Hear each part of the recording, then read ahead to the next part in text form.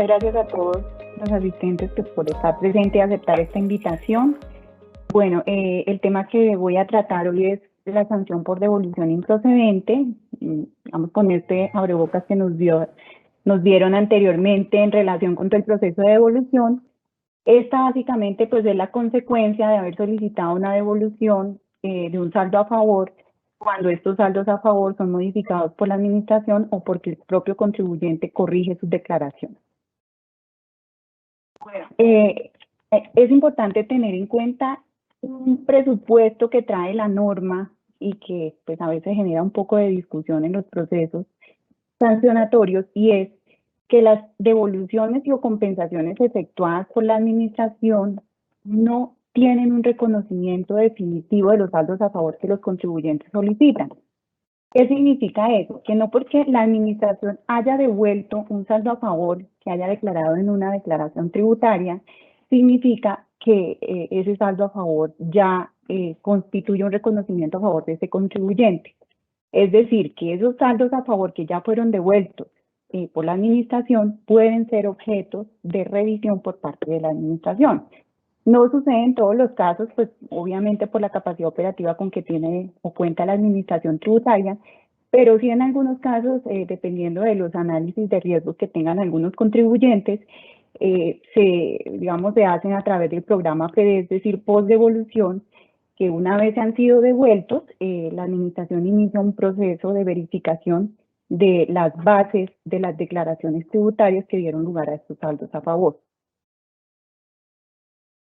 La sanción por devolución improcedente está establecida en el artículo 670.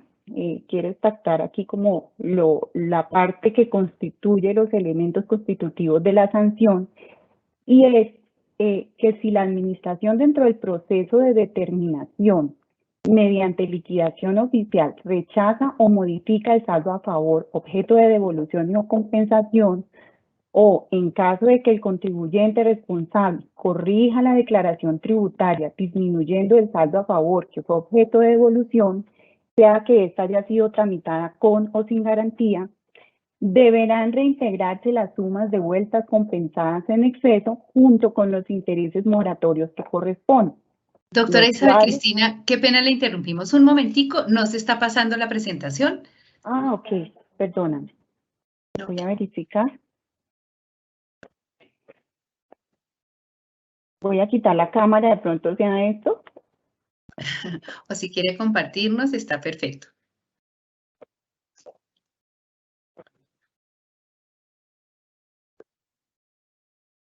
¿Ahí ya la ven? Todavía no. No, señora, nos toca compartir nuevamente la presentación. Okay.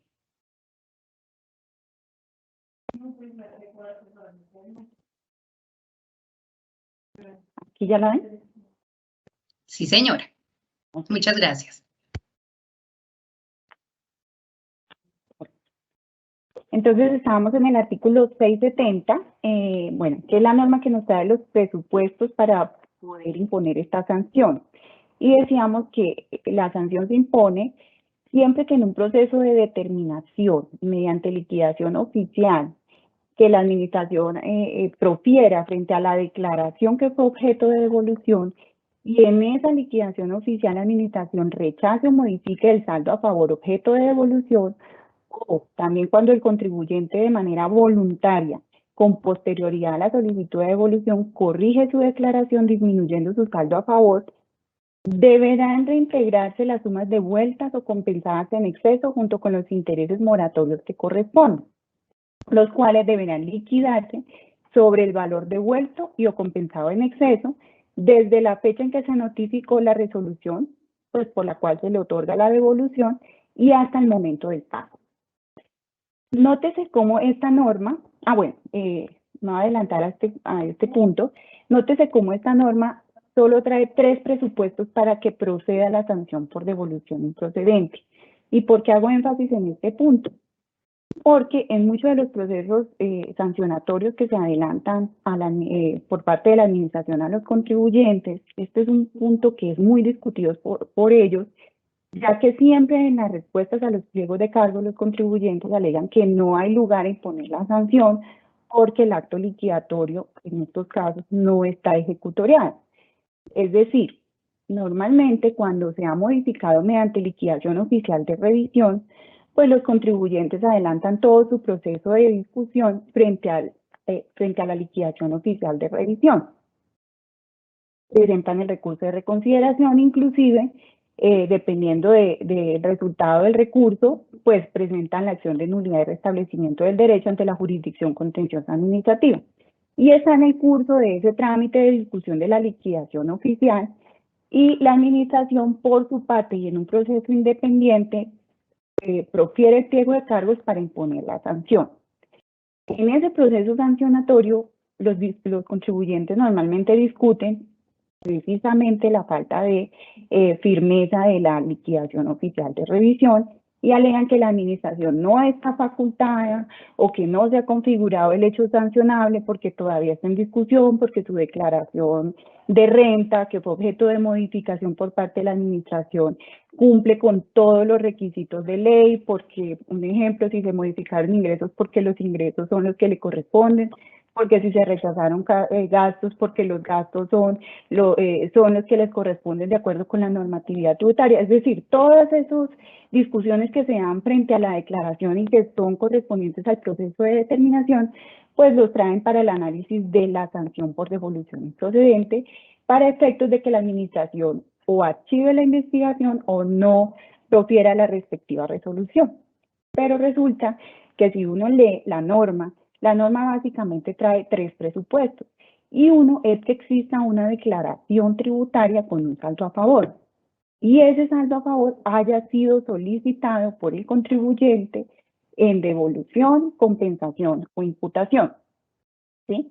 El segundo requisito es que el saldo a favor haya sido modificado por la administración con liquidación oficial o por corrección del contribuyente. Nótese cómo aquí la norma no ata el proceso sancionatorio a la firmeza de la liquidación oficial de revisión. Basta con que la administración le notifique al contribuyente el proceso, la liquidación oficial, para que ya surja el presupuesto para imponer la sanción. Y el tercer presupuesto es que la sanción por devolución improcedente se proponga dentro de los 3 años siguientes a la notificación de la liquidación oficial de revisión o a la fecha que el contribuyente efectivamente corrija la declaración. Este punto también es importante. ¿Por qué? Porque efectivamente, y yo pensaría que cuál es el temor que generan los contribuyentes cuando se propone la sanción por devolución improcedente. Y es que no se puede cobrar, que no se puede imponer hasta que efectivamente el proceso de determinación no se encuentre en firme. Es decir, la liquidación oficial de revisión no se encuentre en firme. Pero ya vimos que este no es un requisito de la ley. Lo que sí la administración no puede hacer, y así lo establece el parágrafo 2 del artículo 670, es entrar a realizar el proceso de cobro frente a la resolución sanción por devolución improcedente. Porque para iniciar el proceso de cobro sí necesariamente tiene que estar ejecutoriada la liquidación oficial de revisión, ¿sí? Y esto es esto es lo que siempre se les deja claro en los actos, en las resoluciones sanciones, y se les indica al contribuyente, pues haciéndose todo el análisis de la norma, que efectivamente se cumplen los requisitos, porque son los presupuestos que dan lugar en la imposición de la sanción, pero que en este caso el cobro de la sanción como tal no se va a poder iniciar. ¿Por qué? Porque tenemos que esperar el resultado efectivamente de la discusión de la legalidad del acto de determinación del impuesto. Bueno, entonces, una vez configurado el hecho sancionable, que ya vimos y es el que nos trae el artículo 670, ¿cuál es la primera consecuencia que tendría el contribuyente? Pues es reintegrar las sumas devueltas y o compensadas en exceso, más, dice la norma, los intereses moratorios. Acá, en cuanto a los intereses moratorios, es importante tener en cuenta que ellos se calculan sobre el saldo a favor que fue devuelto o compensado por la administración. Pero ojo, estos intereses moratorios nunca se van a calcular sobre las sanciones impuestas por la administración que disminuyen el saldo a favor. Ya lo vamos a ver con unos ejemplos más adelante, cómo depurar la base para el cálculo de los intereses moratorios. Voy a hacer algunas precisiones sobre el valor a reintegrar. El valor a reintegrar corresponde a la diferencia entre el saldo a favor devuelto y el saldo final que se establece oficialmente o el que es corregido por la administración.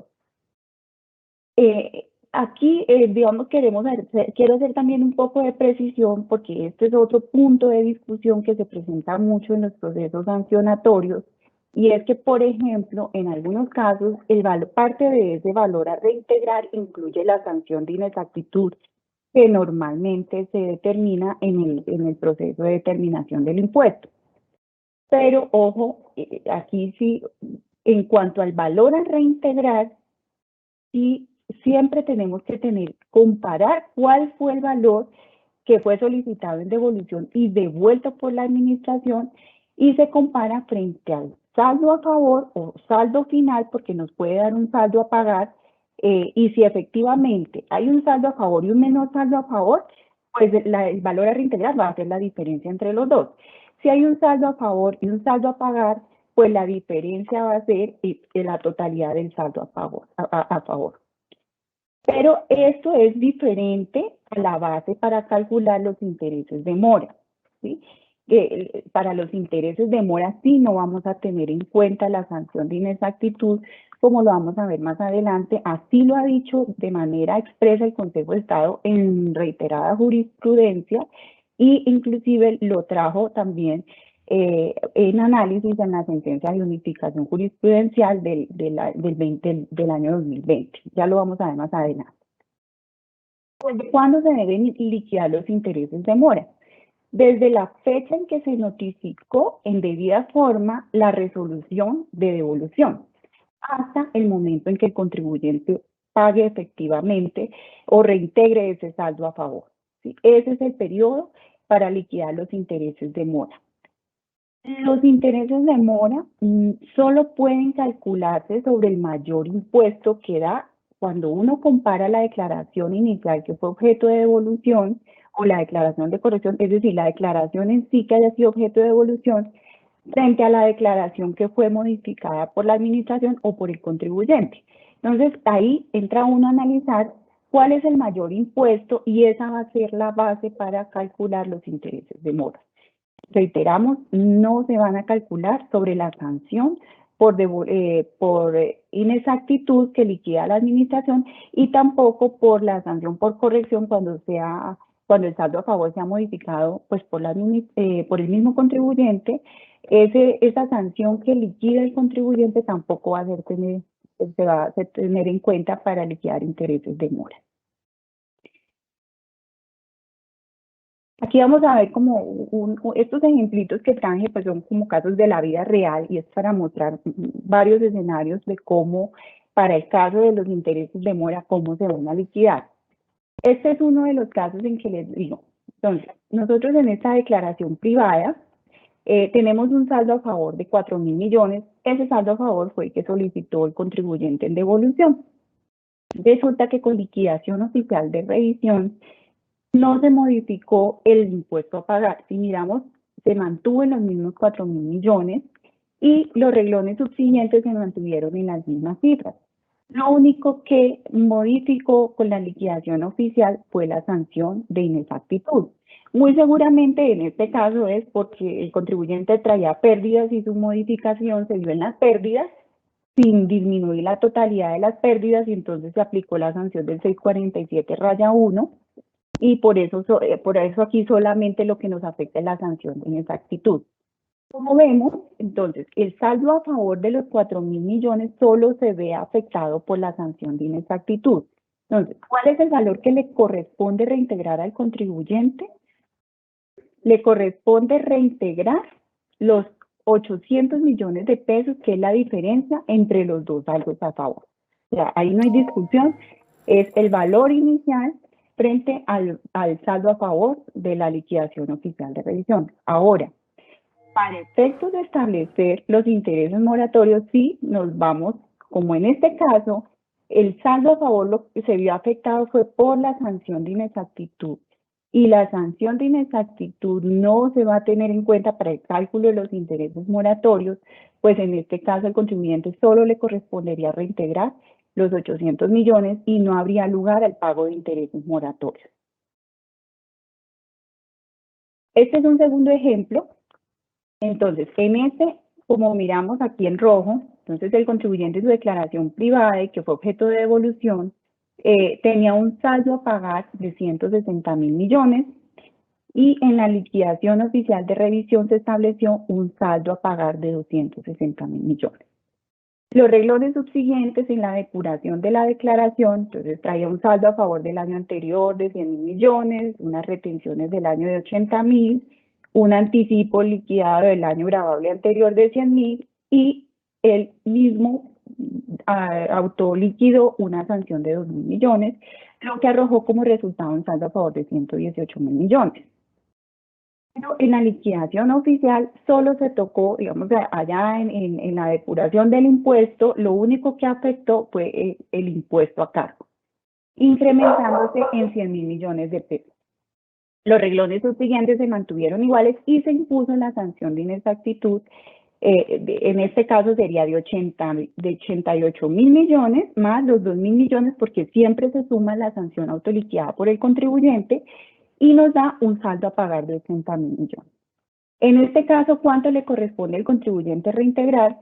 Pues como vemos, pasó de un saldo a favor a un saldo a pagar, entonces él le corresponde reintegrar los 118.000 millones. Pero la base del cálculo para los intereses moratorios no van a ser los 118.000 millones, va a ser la diferencia del mayor saldo a pagar por impuesto, que en este caso son 100.000 millones de pesos. Este es otro casito que pues, también evidenciamos. Aquí ya no pasa de saldo a favor a saldo a pagar, sino de un menor saldo a favor.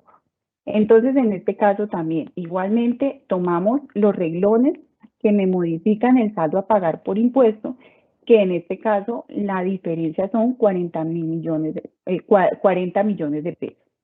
El contribuyente solicitó una devolución de 100 millones de pesos y luego en su liquidación oficial de revisión me da un saldo a favor de 50 millones, incluida la sanción de inexactitud. ¿Cuánto debe reintegrar él? Pues la diferencia de los dos saldos a favor, que son 50 millones de pesos. Pero la base del cálculo de los intereses va a ser la diferencia entre los saldos a pagar por impuesto, que son 40 millones de pesos. Bueno, esto en cuanto al valor a reintegrar y la base para el cálculo de los intereses moratorios. La segunda consecuencia, una vez configurado el hecho sancionable que ya vimos que es el establecido en el 670, es que el contribuyente debe pagar la sanción por devolución y procedencia. Esta sanción pues, está clasificada en dos porcentajes. Uno que es el del 10%, y ese 10% se aplica cuando es el contribuyente quien de manera voluntaria corrige su declaración tributaria, que fue objeto de devolución. Es decir, en este caso no hay de por medio un pliego de cargos, sino que, un ejemplo, el contribuyente es sujeto de un proceso de determinación de la declaración que fue objeto de devolución, y en esa declaración, por ejemplo, se le profiere un emplazamiento para corregir y el contribuyente con ocasión al emplazamiento, entonces él disminuye su saldo a favor, entonces en ese caso él debería autoliquidarse la sanción del 10% que establece el artículo 670, porque a este momento pues el contribuyente no ha sido sujeto de un proceso sancionatorio. O inclusive sin estar de por medio de un emplazamiento para corregir, el contribuyente decide corregir voluntariamente su declaración que fue objeto de devolución. El segundo porcentaje de sanción, que es del 20%, se da es cuando el contribuyente, la declaración de renta que fue objeto de devolución es modificada por la administración mediante la liquidación oficial de revisión. También existe pues una tercera sanción. Digamos que esta sanción pues no es muy frecuente en los grandes contribuyentes y es la sanción del 100%.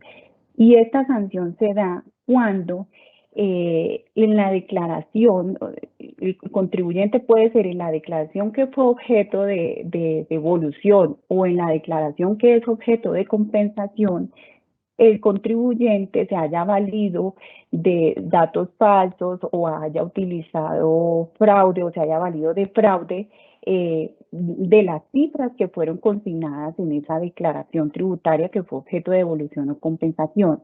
En este caso, la sanción no va a ser del 20%, va a ser del 100% del monto compensado o devuelto en forma improcedente. Cuando se impone esta sanción normalmente se debe vincular al contador, revisor fiscal o representante legal que hayan firmado la declaración, repito, que fue objeto de devolución o en la cual se computa o se compensa el saldo a favor, y que habiendo conocido de estos, digamos, como de estos artificios o que haya aceptado o haya firmado con pleno conocimiento de que esas declaraciones pues se utilizaron documentos falsos o se utilizó la figura de fraude, las hayan firmado, las hayan conocido y no hayan hecho las salvedades correspondientes. Esa es la tercera opción de sanción que se puede proponer en estos casos. La otra situación adicional a la compensación o a la devolución es la sanción por imputación improcedente. ¿Qué significa la imputación improcedente? Yo creo que todos ya sabemos que un saldo a favor puede ser, como lo dijo el anterior expositor, objeto de devolución, objeto de compensación o también objeto de imputación. ¿Qué significa la imputación? Que yo ese saldo a favor no lo pido en devolución ni lo compenso, sino que lo imputo a la declaración del periodo gravable siguiente.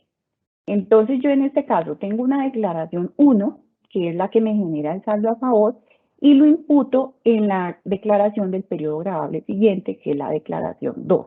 ¿Sí? Y que ese saldo a favor de la declaración 1, que fue el que imputé, haya sido modificado por la administración, ya lo vimos mediante una liquidación oficial de revisión, o que el contribuyente voluntariamente corrija esa declaración. ¿Cuál? La 1. ¿Sí? Ahí es donde se configuraría la imputación improcedente. ¿Por qué? Porque al disminuir ese saldo a favor que yo terminé imputando, un ejemplo, yo tengo 100 millones que imputé a la declaración siguiente, pero luego modifiqué esa declaración y bajé ese saldo a favor a 50, pues hay 50 millones que fueron imputados de manera improcedente. ¿Cuál es la consecuencia para este hecho sancionable? Pues al contribuyente le corresponde reintegrar el saldo a favor y pagar los intereses moratorios de ese saldo a favor que fue imputado. En el caso de la imputación improcedente no procedería la sanción ni del 10 ni del 20% que acabamos de ver. Solo le corresponde al contribuyente pagar estos dos conceptos, reintegrar el saldo a favor y pagar los intereses moratorios. Bueno, ahora vamos a hacer algunas precisiones sobre el valor de la sanción, cómo se determina la sanción que se va a imponer. Ojo, el valor de la sanción, al igual que los intereses moratorios, no incluye, la base para determinar la sanción no incluye las sanciones liquidadas por la administración o las que corrija el contribuyente. Acuérdense que cuando la administración modifica mediante liquidación, normalmente se impone una sanción de inexactitud. Esa sanción de inexactitud, ¿qué va a lograr? Pues que me disminuya ese saldo a favor que yo tenía inicialmente en la declaración que fue objeto de devolución, o inclusive cuando el mismo contribuyente es quien decide corregir, pues en estos casos él tendría que liquidar, dependiendo de la etapa en que realice esa corrección voluntaria, pues una sanción del 10% si es voluntaria o del 20% si es con ocasión al emplazamiento para corregir. Entonces, esas sanciones que me terminan disminuyendo no van a ser tenidas en cuenta para establecer la base para determinar la sanción por devolución improcedente. ¿Y por qué? Pues digamos, y esto ha sido ampliamente retomado por la jurisprudencia del Consejo de Estado, y es precisamente por aplicación del artículo 29 de la Constitución, de que nadie puede ser sancionado 2 veces por el mismo hecho. Entonces, si yo incluyo la sanción la sanción de inexactitud o la sanción por corrección como base de la sanción por devolución, estaría sancionando al contribuyente 2 veces por el mismo hecho, porque estaría aplicando una sanción sobre otra sanción. Veamos estos son unos casitos de la vida real que pues quise traer para poner como en contexto de cómo se va a liquidar en estos casos la sanción por devolución improcedente. Tenemos una declaración, en este caso una declaración en la que se determinó un saldo a favor de 21.344 millones, y ese fue el valor que fue devuelto por la administración mediante resolución de devolución. Resulta que en este caso al contribuyente la administración le profirió una liquidación oficial de revisión, ¿sí? Y con esa liquidación ese saldo a favor desapareció, porque se modificó el impuesto a cargo, pasó de 8.342 millones a 29.316.183 pesos, 183 millones de pesos, y se impuso una sanción de 20.973.513.000 pesos, dando como resultado un saldo a pagar de 20.602 millones de pesos. Luego el contribuyente presentó el recurso de reconsideración contra esa liquidación, y con el recurso pues se modificó la liquidación y se disminuyó un poco el impuesto a cargo. Entonces, para estos efectos, nosotros, ¿qué tenemos que tener en cuenta? Pues la declaración inicial y la resolución que resolvió el recurso. Aquí desaparecería del panorama la liquidación oficial de revisión, porque finalmente el recurso es el que, para efectos de la licitación, determinó cuáles eran los saldos a favor o los saldos a pagar del contribuyente. Para efectos del monto a reintegrar, habíamos dicho, en este caso, como vemos en todo caso, con el recurso pasó de un saldo a favor a un saldo a pagar, ¿sí?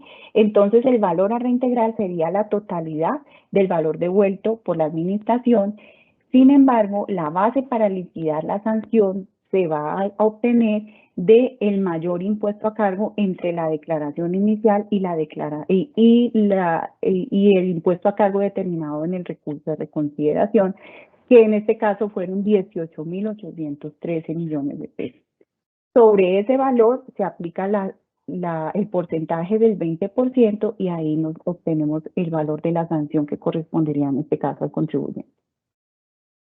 Otro casito en este caso es una declaración que fue modificada de manera voluntaria por el contribuyente. Entonces, como vemos, aquí en la declaración privada el contribuyente solicitó un saldo a favor de 1.980 millones, pero tenía un saldo a pagar por impuesto de 6.000 millones. Él presenta una corrección y aumenta su saldo a pagar en 500 millones, entonces determina un saldo a pagar de 6.500. Si vemos, la diferencia entre estos saldos a pagar es de 500 millones de pesos. Una vez depurada esta declaración, y en el renglón de sanción pues tenemos 70 millones de pesos, que es la suma de los 20 millones que él declaró en su inicial, más los 50 millones que él declaró de manera voluntaria por aplicación del artículo 644. Entonces tenemos un total de sanción de 70 millones. Para determinar el valor a reintegrar, pues ¿qué hacemos? Comparamos los dos saldos a favor, que son 550 millones. Para establecer la base de la sanción, que en este caso sería la del 10%, pues podemos tomar la diferencia de los saldos a pagar, ¿sí? Que son los 500 millones, o también podemos tomar, y nos da el mismo resultado, que es el saldo a favor menos el saldo a favor determinado, menos la sanción que él liquidó, es decir, la sanción de los 50 millones. ¿Por qué excluimos esa sanción? Pues por aplicación de la jurisprudencia de la misma norma, que no podemos determinar sanción sobre sanción, y es decir, tenemos que quitar o restar o depurar la sanción que liquidó el contribuyente y que disminuye ese saldo a favor. Entonces, en este caso, la base para liquidar ese 10% van a ser 500 millones de pesos, y al aplicarle el 10% nos va a valer 50 millones de pesos. Este es otro casito también de la vida real, y en este caso tenemos que el contribuyente tenía una declaración inicial con un saldo a favor de 5.738.872.000 pesos. Luego él voluntariamente y con posterioridad a la devolución, él presenta una declaración de corrección, y con esa declaración él se disminuye su saldo a favor antes de sanción, mejor dicho, él aumenta un poco su impuesto a cargo, la diferencia fueron 152 millones de pesos, aquí está en la columna de diferencias, y como resultado de esto, pues se disminuye su saldo a favor en 217.992.000. Miremos cómo en la inicial él ya traía una sanción liquidada de manera voluntaria que afectó ese saldo a favor que ya fue devuelto. Luego, con la corrección, él liquida una sanción de 67, pero esos 67 me incluyen los 21 millones más la sanción por corrección que él autoliquida en esa corrección.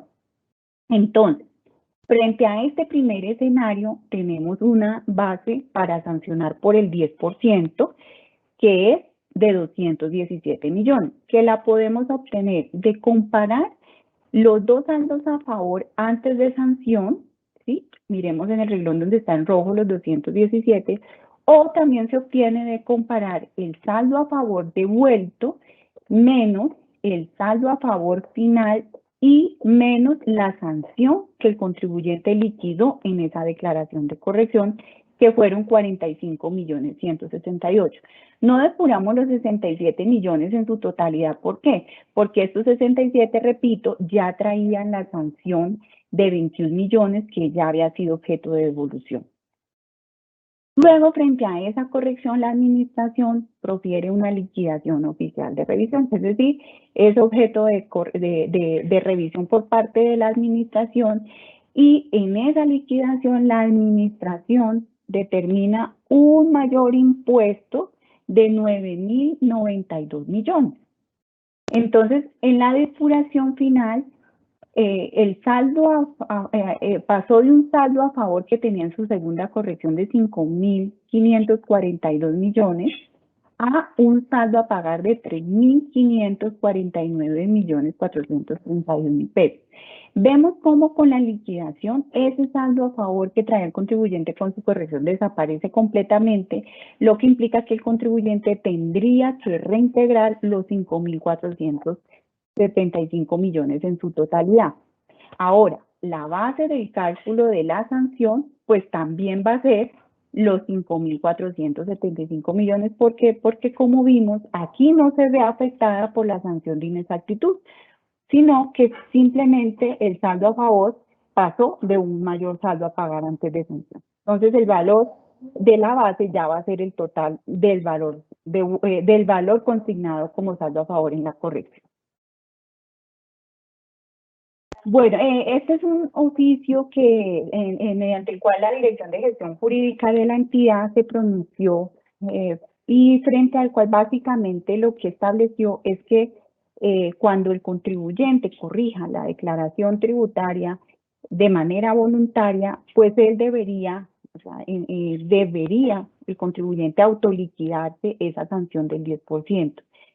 Esa sanción, si yo presento mi declaración de corrección y evidencio que efectivamente ya previamente esa declaración había sido objeto de devolución, pues en esa corrección yo, además de la sanción por corrección normal que me correspondería que la establecida en el 644, pues yo debo autoliquidarme la sanción por devolución improcedente, que es la correspondiente al 10%, pues teniendo en cuenta todos los criterios que ya hemos establecido.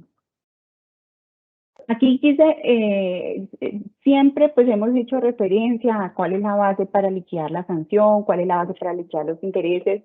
Quise traer unos apartes que me parecen importantes de la sentencia de unificación jurisprudencial que profirió el Consejo de Estado el 20 de agosto del 2020, en la que estableció unos criterios frente a la sanción por devolución improcedente.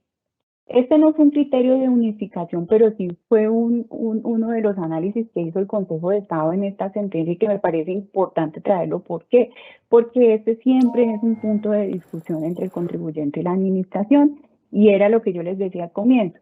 Los contribuyentes siempre discuten que no hay lugar, que no se ha configurado el hecho sancionable, que no existe, que no hay sanción por devolución improcedente porque sus cifras en su declaración inicial son correctas, pero el Consejo de Estado sí ha sido muy reiterativo y en esta sentencia de unificación pues nos hace referencia entre unas pocas a las tantas sentencias en las que ya el Consejo de Estado ha dicho muy claramente que no se requiere que la liquidación oficial de revisión que modifica el saldo a favor se encuentre en firme.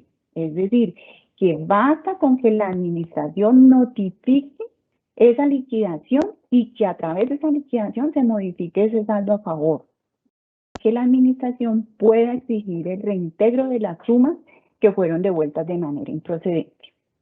Y esto pues se basa básicamente en que el proceso de determinación y el proceso sancionatorio son dos procesos independientes.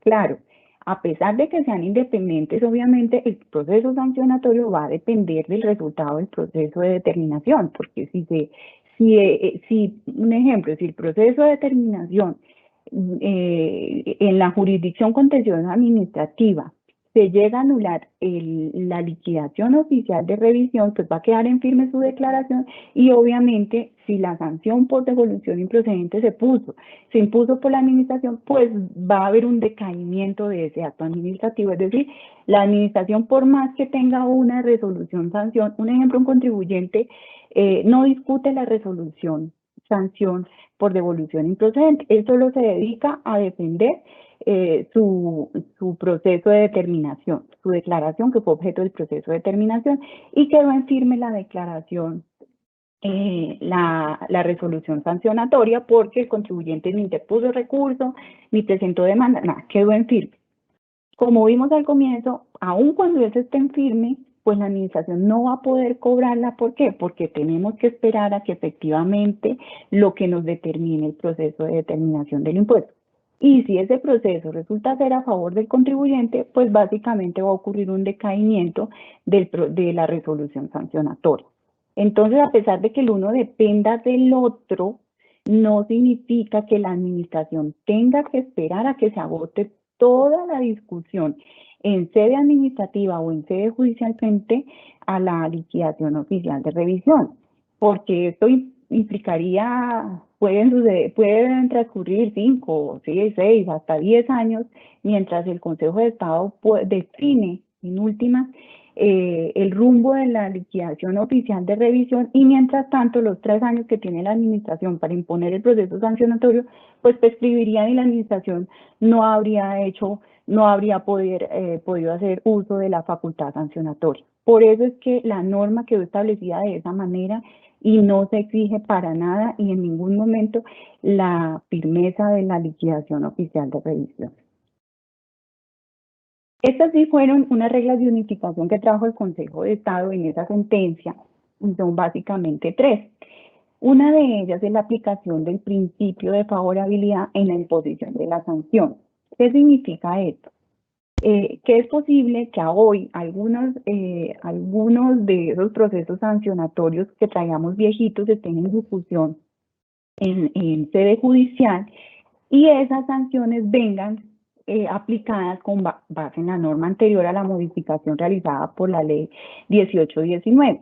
Recuerden que con anterioridad a la ley 1819, la sanción por devolución improcedente no estaba establecida en un porcentaje fijo como lo tenemos ahora, sino que estaba establecido en el incremento de los intereses moratorios. Pues eso resulta muy costoso para un contribuyente. ¿Por qué? Pues porque los intereses moratorios se van actualizando día a día. Y si el valor que debe cancelar el contribuyente es hasta el momento del pago, y si transcurre 5 o 7 años, mientras el contribuyente reintegra y paga, pues ese valor de sanción puede ser demasiado alto para el contribuyente. Entonces, ¿qué dice el Consejo de Estado? Que efectivamente en los casos en que la sanción por devolución improcedente haya sido impuesta con fundamento en la norma anterior, que puede ser más perjudicial, pero todavía no estamos ante una situación jurídica consolidada para el contribuyente y entró en vigencia la norma posterior, que es el artículo 670 modificado por la ley 1819, pues el contribuyente puede tener derecho a que se le aplique esta norma con preferencia a la anterior. En este caso, en esta sentencia, eso lo hizo el Consejo de Estado. La sanción venía propuesta con la norma anterior, sin embargo, ya estaba en vigencia la nueva norma. Lo que hizo el Consejo de Estado fue liquidar nuevamente la sanción con base en la nueva norma. Y esta lo estableció como una regla de unificación para que sea aplicado pues por la administración. Otra regla de unificación, y es la que yo ya he venido diciéndoles a lo largo de esta charla, es que la base de cálculo de los intereses moratorios no va a incluir las sanciones que el contribuyente haya declarado o la sanción de inexactitud que la administración haya determinado, ¿sí? Solo se van a calcular sobre el mayor impuesto a pagar. Y esto, pues, digamos que lo analizó en concordancia con el artículo 634 del Estatuto Tributario. Y el Consejo de Estado hace y dice que si bien el artículo 670 no hace remisión alguna al artículo 634 del Estatuto Tributario, la aplicación de ese artículo es porque esa norma hace referencia a sobre qué se deben calcular los intereses moratorios. Y esa norma básicamente nos dice que los intereses moratorios solo se pueden calcular sobre los mayores impuestos, anticipos o retenciones que le correspondan pagar al contribuyente. Entonces, en esta sentencia lo que hizo el Consejo de Estado es retomar todo eso que ya había dicho en sentencias anteriores, y es que efectivamente nosotros cuando calculemos los intereses moratorios, solo podemos basarnos en el mayor impuesto a pagar por remisión del artículo 634. Finalmente también estableció la regla de unificación de la base de cálculo de la sanción, y es lo que yo también ya les he venido diciendo, que la base para calcular la sanción tampoco incluye el monto de las sanciones que hayan disminuido ese saldo a favor, ¿sí?, que se determinó como improcedente. Finalmente, es importante tener en cuenta que estas reglas de unificación, estas reglas jurisprudenciales de unificación, solo van a ser aplicables para aquellos trámites que a hoy todavía no se hayan concluido por la administración o para el contribuyente. Es decir, para aquellos que todavía se encuentren en trámite, sea en sede administrativa o en sede judicial. Si estamos ante una sanción por divulgación improcedente, que ya quedó ejecutoriada y que ya quedó concluida, pues no vamos a poder, el contribuyente no va a poder exigir que se le aplique las reglas de unificación establecidas en esta sentencia. Así a manera, pues, para tener el conocimiento de qué otro artículo nos trae la sanción por devolución improcedente, pero esta básicamente hace referencia a los garantes, es el artículo 860 del Estatuto Tributario. En ese artículo 870 básicamente lo que se habla es de cuando una devolución ha sido amparada con una garantía de un banco o de una aseguradora. Y la norma lo que dice es que si dentro del término de esa garantía, que normalmente es de 2 años, la administración notifica la liquidación o el contribuyente corrige la declaración, pues la administración lo que va a exigir es que el garante también se haga responsable por esas obligaciones garantizadas. Es decir, el garante en este caso va a entrar a responder solidariamente junto con el contribuyente por las obligaciones garantizadas, que ¿cuáles son? Pues las del artículo 670. Lo que exige el artículo 670 es que debe reintegrar las sumas devueltas, se debe pagar la sanción por devolución improcedente y deben reconocerse los intereses moratorios a que haya lugar.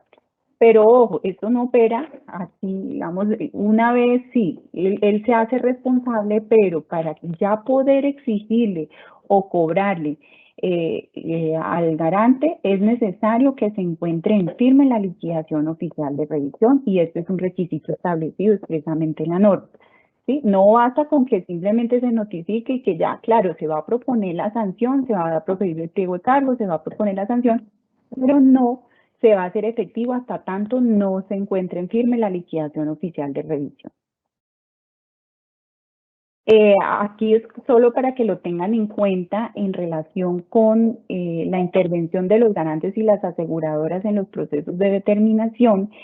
También hay una sentencia de unificación que es la sentencia de unificación 20 CE-SUJ-04001 del 20 de agosto del 2020. Y en esta básicamente en lo que tiene que ver con la intervención de los garantes, lo que dijo es que la obligación de los garantes surge cuando se configura el siniestro, es decir, cuando se configura el siniestro ya está dado en el artículo 860, y es que cuando dentro del término de garantía, es decir, dentro del término de vigencia de esa póliza de garantía, el contribuyente corrija o la administración modifique la declaración que fue objeto de devolución. Y entonces dice que el siniestro ocurre cuando se tiene determinada mediante una liquidación o una resolución sanción la suma a favor de la administración que puede ser cobrada al asegurador o el garante. Y en esto la tercera regla que trajo y que es muy importante y que cambió lo que se venía diciendo en todas las sentencias anteriores. Antes se permitía que los garantes intervinieran solo a partir del proceso sancionatorio, es decir, a partir del pliego de cargos por la devolución improcedente, porque se entendía que los garantes no tenían que hacer parte del proceso de determinación, que ese solo correspondía al contribuyente y la administración tributaria. Con esta sentencia lo que se dijo es que ahora sí los garantes, los deudores solidarios, garantes y aseguradoras tienen derecho a controvertir en vía administrativa o judicial todos los documentos que conforman el título ejecutivo de su contra. Es decir, ¿cuál va a ser en este caso el título ejecutivo? Pues esa liquidación oficial que en últimas, si termina siendo avalada por el Consejo de Estado por la sentencia definitiva, va a ser el título a favor de la administración para cobrarle al contribuyente. Y esto se da en aplicación de lo dispuesto en el artículo 37 del Código de Procedimiento Administrativo y de Contencioso Administrativo, que obliga a vincular al garante desde el proceso de determinación tributaria. Cuando el proceso de determinación tributaria se inicia contra el deudor principal, que en este caso es el contribuyente, desde allí ya se tiene que vincular al garante. Bueno, siempre hemos dicho, o la administración siempre aplica el criterio de que la sanción de inexactitud hace parte del valor que debe restituir el contribuyente. Y esto, pues básicamente se hace con fundamento en el artículo 670 y ha sido avalado por el Consejo de Estado en diversas sentencias.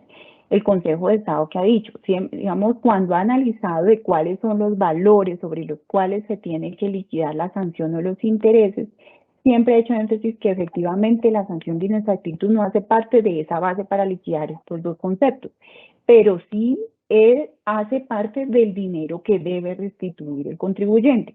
Porque ¿qué entendió el Consejo de Estado? Que efectivamente cuando se determina mediante liquidación oficial y esa liquidación oficial de revisión que me afecta ese saldo a favor, se propone una sanción de inexactitud, pues esa sanción de inexactitud en últimas me va a afectar ese saldo a favor. Si se confirma la liquidación oficial, pues la sanción de inexactitud tiene que pagarla el contribuyente. Si se cae la liquidación oficial, pues simplemente el contribuyente no tendría que pagar nada. Entonces, por eso el Consejo de Estado dice que si bien esta no hace parte de la base para liquidar sanciones e intereses, sí hace parte del valor que el contribuyente tiene que reintegrar en un proceso de sanción por devolución improcedente. La sanción por devolución improcedente también puede ser objeto de reducción por aplicación del artículo 640 del Estatuto Tributario. Básicamente aquí hay teniendo en cuenta que hay dos tipos de sanciones que se pueden dar en dos momentos diferentes. Entonces, cuando la sanción por devolución improcedente sea líquida, es decir, cuando es el contribuyente quien corrige de manera voluntaria su declaración con objeto de devolución, acuérdense que la sanción establecida en la ley es del 10%. Entonces, si estamos en ese escenario, el contribuyente puede solicitar la reducción o puede aplicar de manera autoliquidada una reducción del 50% de esa sanción que le correspondería pagar, siempre que cumpla con dos requisitos.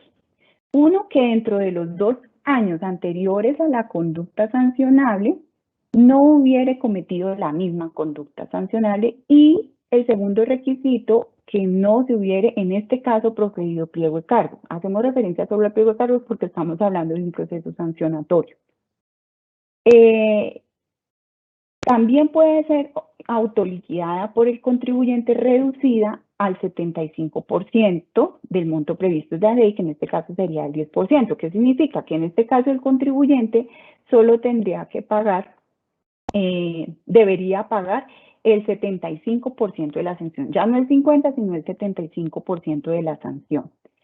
Siempre que cumpla con dos requisitos: que dentro del año anterior a la fecha de la comisión de la conducta sancionable no hubiere cometido la misma, y que no se haya proferido pliego de cargos. Ahora, cuando la sanción no sea, cuando la corrección o la disminución de ese saldo a favor no se dé por corrección del contribuyente, sino porque fue modificada por la administración, entonces nos vamos al numeral tercero del artículo 640, y efectivamente son los mismos porcentajes, que es el 50%, pero en este caso no va a ser del 10%, sino del 20%, que es la sanción cuando se procede una liquidación oficial de revisión, ¿sí?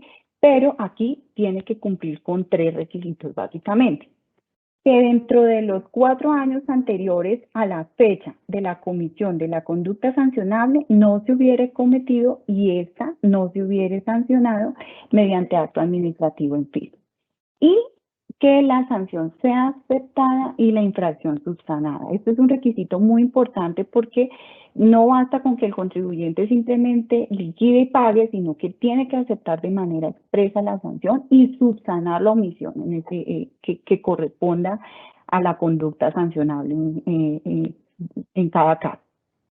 Y en la segunda opción de reducción es al 75%, es decir, en este caso no va a pagar el 50%, sino el 75% del monto previsto, que es el 20%, pero aquí el término es dentro de los 2 años siguientes a la comisión de la conducta, con los mismos requisitos que ya vimos: que no se hubiere sancionado mediante acto administrativo en firme y que la sanción sea aceptada y la infracción subsanada por el contribuyente.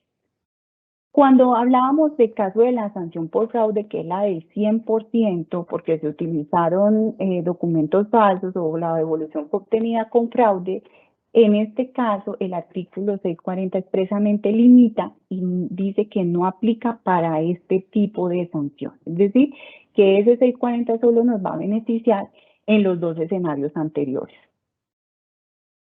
En el concepto unificado de procedimiento tributario número 662 del 25 de julio del 2017, la DIAN estableció qué es, o sea, habló de qué se entiende por conducta sancionable para efectos de poder establecer cómo interpretar este artículo 640. Y en su momento, pues básicamente lo que quiso establecerse es que establecer unos criterios objetivos, de manera que el funcionario no le quedara el menor grado de subjetividad al momento de establecer si una conducta sancionable, de cómo configurar la conducta sancionable. Y en su momento se hizo referencia que la conducta tiene que estar tipificada en la norma. Esto por aplicación del principio de legalidad, que dice que toda acción, hecho u omisión que constituya una conducta reprochable a la luz del ordenamiento jurídico, pues tiene que estar expresamente establecida por el legislador, de manera que cualquier persona, cualquier contribuyente pueda conocer de antemano cuál es el hecho sancionable y cuáles son las consecuencias de incurrir en ese hecho sancionable. Para el caso de la devolución improcedente, y el concepto mismo lo dijo, frente al caso en general de las sanciones, pues para poder establecer la conducta sancionable, pues hay que irse a cada tipo normativo.